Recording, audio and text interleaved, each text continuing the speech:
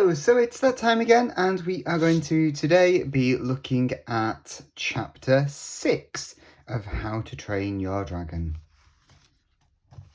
Meanwhile, deep in the ocean. Meanwhile, deep in the ocean, but not so very far from the Isle of Berk, a real sea dragon, such as old Wrinkly had been describing, lay sleeping on the seabed. He was indescribably large. He'd been there so long that he almost seemed to be part of the ocean floor itself. A great underwater mountain covered in shells and barnacles, some of his limbs half buried in the sand. Generation after generation of little hermit crabs had born and died in this dragon's ears.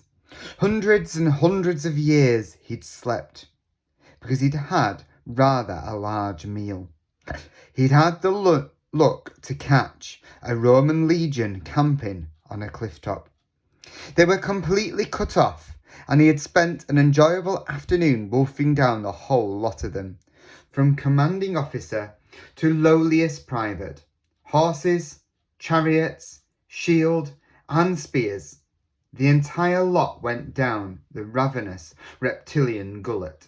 And while things such as golden chariot wheels are an additional source of fibre to a dragon's diet, they do take some time to digest. The dragon had crawled down into the depths of the ocean and gone into a sleep coma.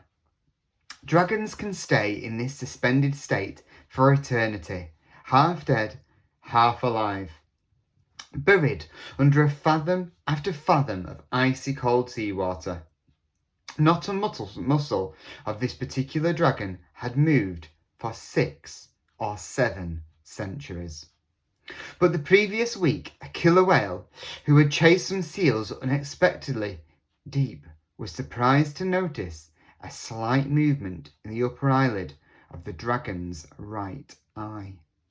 An ancestral memory stirred in the whale's brain, and he swam away from there as fast as his fins could carry him.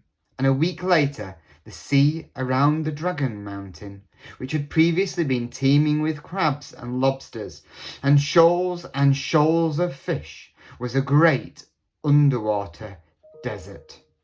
Not a mollusk stirred, not a scallop shimmied.